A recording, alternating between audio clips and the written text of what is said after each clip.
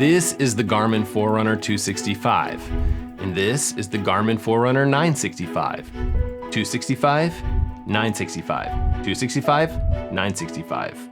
Now, I don't think this is gonna be super confusing, but I do think it's worth diving into all the little differences between these two watches and why someone might pick one watch over another. Because these two watches, while they do look somewhat different, they are extremely similar. So let's dive into it.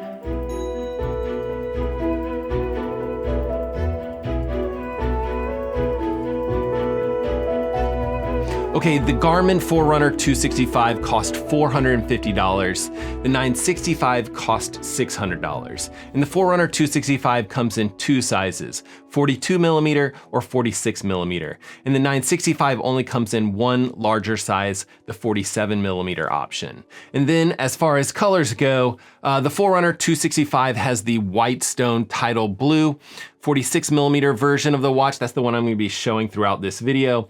But it also comes in black powder gray and aqua black. The 42mm version of this watch comes in light pink or black amp yellow or Whitestone Neotropic. The 965 here comes in black powder gray. That's gonna be the one that I show throughout this video, but it also comes in Whitestone powder gray and amp yellow black. And I get amped just looking at the amped yellow black color. But size is the obvious difference between these two devices. The 965 is bigger. It has a larger 1.4-inch bright AMOLED touchscreen display. The 265 is a 1.3-inch AMOLED touchscreen or a 1.1-inch touchscreen. So that's a 454 pixel screen on the 965 or a 416 by 416 pixel on the 1.3-inch screen edition of the 265 or 360 by 360 pixels on the 1.1 edition, the smaller 265 or the 265S.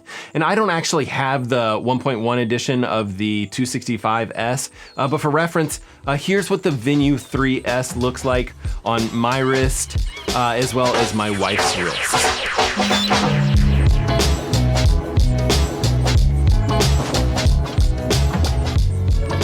Now, with the bigger size, there is a slight increase in weight. So it's 53 grams on the 965, 47 grams on the 46mm edition of the 265, and only 39 grams on the smaller 265. And I'd say I really do end up wearing a lot of watches on this channel. To me, even this larger 965, it does still feel really lightweight on my wrist. I will say that none of these feel bulky. And again, I always think that the depth of these watches is what often makes them feel big and bulky. And all of these watches are pretty slim at about 13 millimeters in depth. Now, there is a few minor differences in these watch bodies. Both of these have 5 buttons, so anything that you can do with this watch can be accomplished with buttons. You can use the touchscreen or you can use buttons. And that's it's one of those like pain points for me personally. It's a pain point with the Apple Watch because it does require you to use touchscreen throughout the operating system. But there's one selection button style difference in here. The 965 actually has this little like Garmin logo in here, but the 265 says run on it. Granted, this shouldn't be a big deal, but I just find it a bit awkward. I grew up running, and running is my favorite sport by far. But this watch is also one that I highly recommend for swimmers or cyclists or people who might even hate running, you know, like monsters. But I do think that this is like one of those ever so slight design mistakes that Garmin has made here. Second difference, the 965 actually has this slight titanium bezel around the watch face of the device. The 265 is plastic. It's hardly noticeable, but overall the 965 does look slightly better to me in my personal opinion. And then one other subtle difference, both the 265 and the 965 use a standard 22mm quick release compatible watch band, but the 265 has this slight like nubby switch in here to release it from the watch, whereas the 965 requires a special tool. It's a special tool that I can never find, so I'm always using like a knife or something tight to kind of squeeze in there and pop out. But the extra screen real estate on the larger 1.4 inch screen of the 965 really makes mapping look absolutely fantastic on this device. And that's one of the more important distinctions between these two devices. The Forerunner 265 has breadcrumb navigation, so you can see a route and the direction that you're going and the direction that you need to go with a little arrow showing where you are and where you're heading. Additionally, the 265 can also give you point-to-point navigation or even route you back to the starting location, which can be extremely helpful. And it can even show elevation profiles. But the 265 does not have true mapping, whereas the 965, you get these beautiful, large, worldwide topo maps. You see on this map the street names, you'll see trail names, you'll see rivers, parks, even places of interest. There's this Around Me feature, which is kind of interesting. So in this case, you can see that there's like a local burger joint close by. Might be super important to you if you're starving, but you can also get directions to any of these Around Me locations. Now, along with mapping, the 265, it can't create or do like a round trip course creation. And that's really for like running and biking specifically. The 965 can do that. The 265 also cannot show a trend line on the maps of popular routes, both of which, like the 965 can do. I will also mention that using maps does tend to drain battery life from any of the devices that have mapping. But again, because the 965 is bigger and because it literally has a bigger battery inside of it, it does tend to have a little bit better battery life. So the way I use this watch with the display set to always on, I'm seeing about 6 to 7 days of battery life on the 965 and about 4 to 5 days of battery life on the 265. So 2 days of difference there, which does feel actually significant to me when I do have to like charge these up.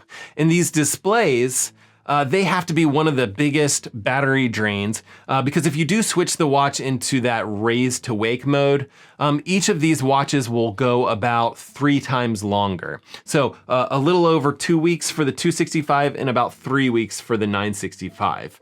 And I mentioned that screens are the biggest battery killers for these devices. But maybe I really should have mentioned GPS and GPS activities. Both of these watches actually do have the same multi-band GPS chipset, meaning that both of these watches can connect to multiple satellite systems at the same time to increase accuracy. But it does come at the expense of battery life. The good news is that these new multi-band GPS chipsets have a few modes that actually let you adjust GPS settings for more or less battery usage.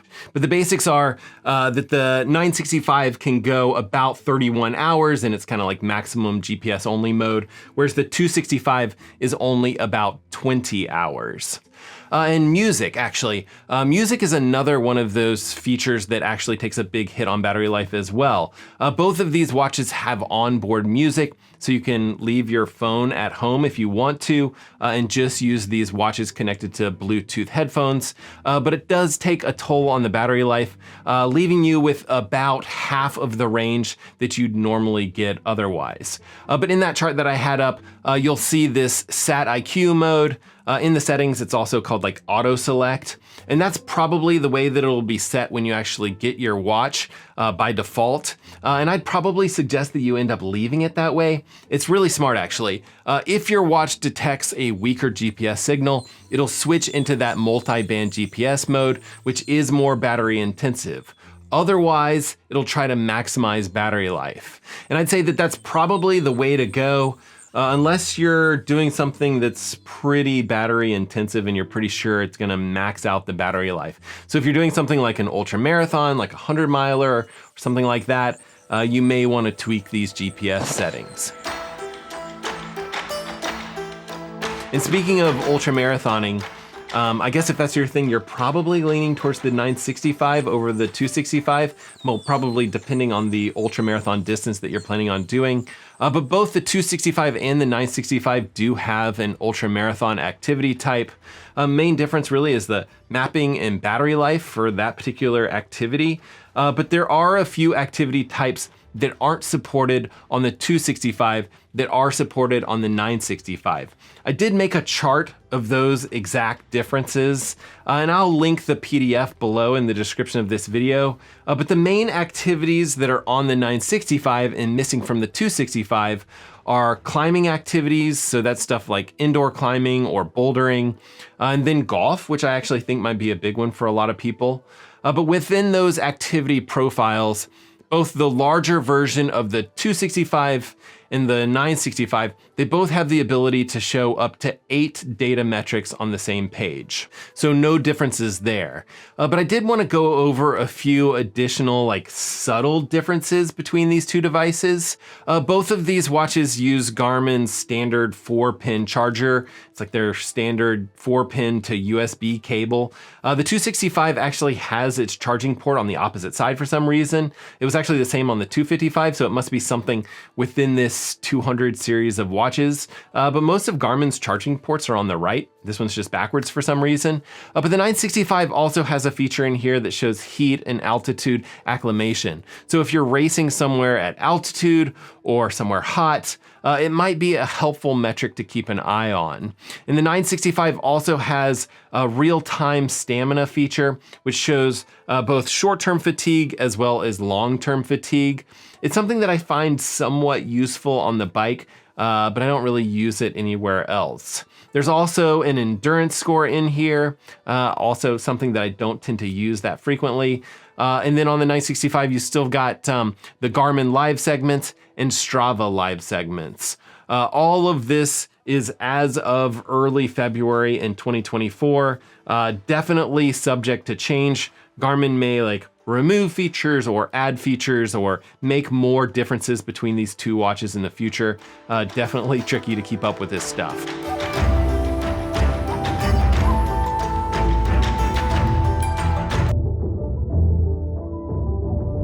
But most of the key features, the stuff that I use most often on these watches, are on both of these devices. Both have triathlon options, both have really best-in-class swimming, biking, and running tracking.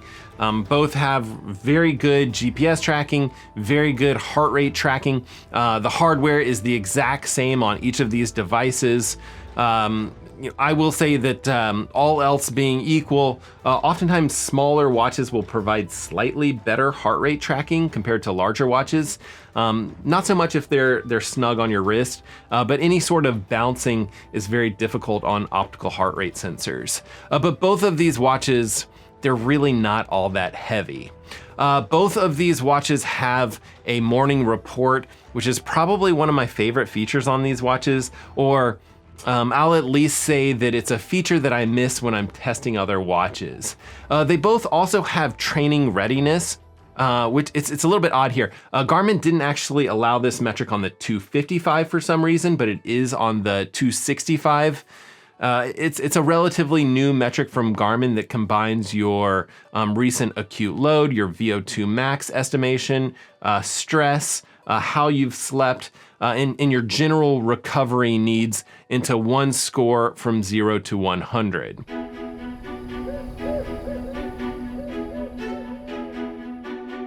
So why would someone pick one of these over the other? And I think it comes down to 3 main things for us to think about. One of which, the screen size, it's obviously, it's nice to have these large screens. Second thing to think about is all of these features. If there's one feature in particular that's important to you, it might possibly be great mapping features, or it could be golf or climbing or something like that. And then lastly, I think having just a little bit more battery life on the 965 is going to be helpful to a lot of people. So for me personally, $150 difference is a really tricky call. It's right at that amount where I'm probably willing to go for it on the 965, really just for kind of that extra battery life. I don't feel like I need all the extra features on the 965. I don't know, maybe I should hold on to those dollar bills. YouTube isn't as profitable as you guys might think it is. But those are just my few quick thoughts. It really is a tricky decision between these two. Those are my thoughts. I'd much rather hear from you guys. Do you have either of these watches? What do you think about them? Either way, Garmin watch or no watch at all, I really do hope that you're getting out there, swimming, biking, running, rinsing, and repeating it all over again. And we will see you guys on the next one.